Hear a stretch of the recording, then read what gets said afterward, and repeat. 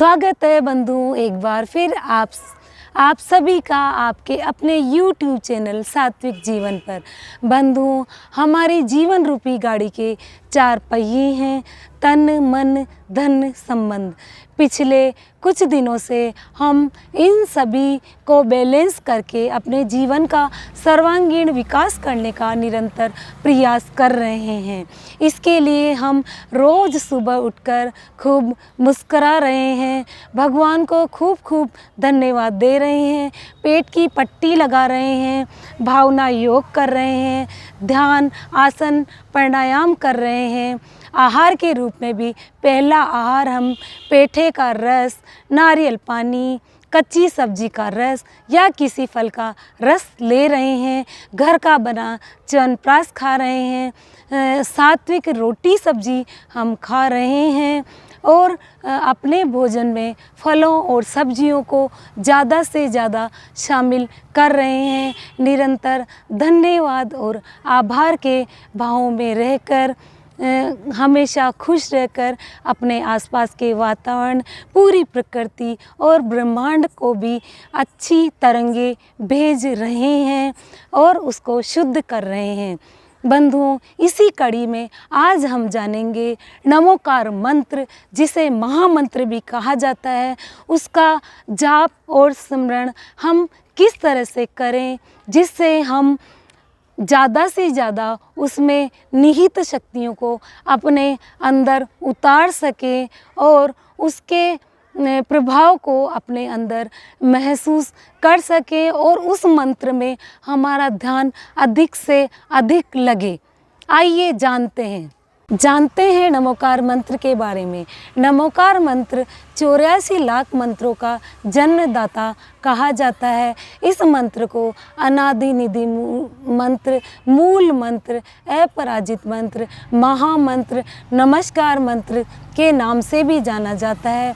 इसको जैन समुदाय के द्वारा ही अधिकांश जपा जाता है, किंतु यह मंत्र मैं आपको बता देना चाहती हूँ, जैन समुदाय के लिए नहीं अपितु प्राणी मात्र के लिए है। प्राणी मात्र का कल्याण करने वाला मंत्र ये है, क्योंकि इस मंत्र में किसी भी देवी देवता की या किसी भी भगवान की उपासना नहीं की गई है, अपितु सिर्फ और सिर्फ गुणों की उपासना इस मंत्र में की गई है।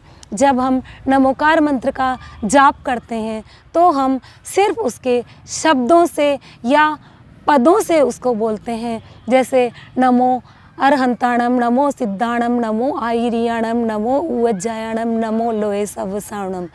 किंतु जब हम नमोकार के भावों से जुड़ जाते हैं और उन गुण रूपी आत्माओं को विजुलाइज करके इसका ध्यान या जप करते हैं तो हमारा मन इसमें एकाग्र होता है और इसमें निहित शक्तियों से हम भर जाते हैं। अपने जीवन में सुख, शांति, समृद्धि और को अधिक आकर्षित करते हैं। तो देखिए, जब हम बोलते हैं नमो अरहंताणम, अरहंत का अर्थ होता है अरहा, मतलब जिसके लिए कुछ भी जानना शेष नहीं रहा है, कोई भी रहस्य उसके लिए अब बाकी नहीं है, जो सब कुछ जानता है। इस तरह से और वह केवल ज्ञानी है और वह आत्माएं परम योग्य है।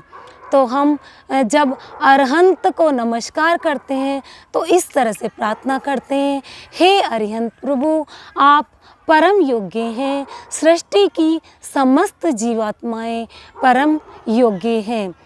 हे प्रभु, आपके चरणों में कोटि कोटि नमन वंदन। हे प्रभु, आपकी कृपा से और सृष्टि की समस्त जीवात्माओं के सकारात्मक सहयोग से हमारे भीतर की भी योग्यताएं उजागर हो रही है, अयोग्यताएं दूर हो रही है। इसके लिए आपका आभार आभार आभार, धन्यवाद। नमोकार का दूसरा पद नमो सिद्धाणम।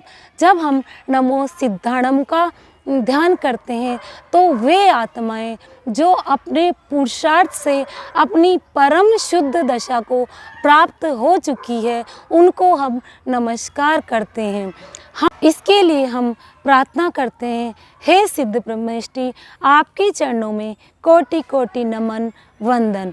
आपकी कृपा से और सृष्टि की समस्त जीवात्माओं में विद्यमान सिद्धत्व गुण के माध्यम से हम भी आपके समान उस परम शुद्ध अवस्था को महसूस कर पा रहे हैं।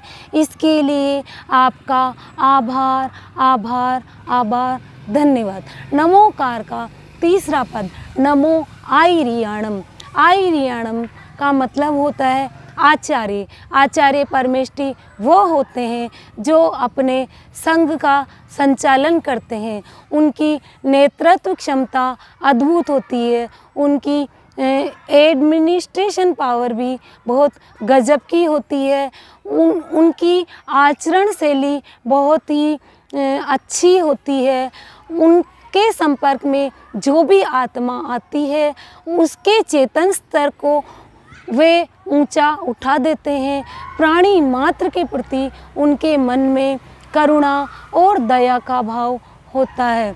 तो ऐसे आचार्य परमेष्टि के लिए हम नमस्कार करेंगे। हे आचार्य परमेष्टि, आपकी कृपा से और सृष्टि की समस्त जीवात्माओं में विद्यमान आचार्यत्व गुण के माध्यम से हमारे भीतर भी लीडरशिप, कुशल प्रशासनिक क्षमता, सम्यक आचरण शैली और जगत के समस्त जीवों के प्रति करुणा दया का भाव विकसित हो रहा है। इसके लिए आपका आभार आभार आभार धन्यवाद। नमोकार का चौथा पद नमो उवज्जायाणम मीन्स उपाध्याय परमेष्टि। उपाध्याय परमेष्टि वह होते हैं जिनकी अद्भुत ज्ञान की जिनमें अद्भुत असीमित ज्ञान होता है और जो अपने ज्ञान को एक्सप्रेस करने की भी अद्भुत क्षमता रखते हैं। उनके संपर्क में आने से हमारी प्रज्ञा विकसित होती है। हमारी सारी चिंताएं, सारे दुख, सारी समस्याएं, सारी उलझनें भी उनके दर्शन मात्र से हमारी दूर हो जाती है। तो ऐसे उपाध्याय परमेष्टि को नमन करते हुए कहेंगे, हे उपाध्याय परमेष्टि, आपकी कृपा से हमारे भीतर भी प्रज्ञा का विकास हो रहा है। हमारे जीवन की सारी उलझनें, समस्याएं, दुविधाएं दूर हो रही है। इसके लिए आपका आभार आभार आभार धन्यवाद। नमोकार का पांचवा पद नमो लोए सव्व सावणम। इसमें सृष्टि में जितनी भी साधु आत्माएं हैं और वह अपने सच्चे रूप में विराजमान है, उन सबको हम नमस्कार करते हैं। इसके लिए हम प्रार्थना करते हैं, हे साधु परमेष्टि, आपकी सरलता, निर्दोषिता, सम्यक दृष्टि अवस्था, चिंता मुक्त, तनाव मुक्त अवस्था को शत शत नमन है। आपकी कृपा से और सृष्टि की समस्त जीवात्माओं में विद्यमान साधुत्व गुण के माध्यम से हमारे भीतर भी सरलता, निर्दोषिता, तनाव मुक्त अवस्था उजागर हो रही है। इसके लिए आपका आभार आभार आभार धन्यवाद। बंधुओं, इस तरह से अगर हम नमोकार मंत्र का ध्यान और जाप करेंगे तो हम इसमें निहित गुणों को अपने अंदर अधिक से अधिक विकसित कर पाएंगे। आपसे निवेदन, आप इसी तरह से नमोकार का ध्यान करें, आपका मन इसमें अधिक लगेगा।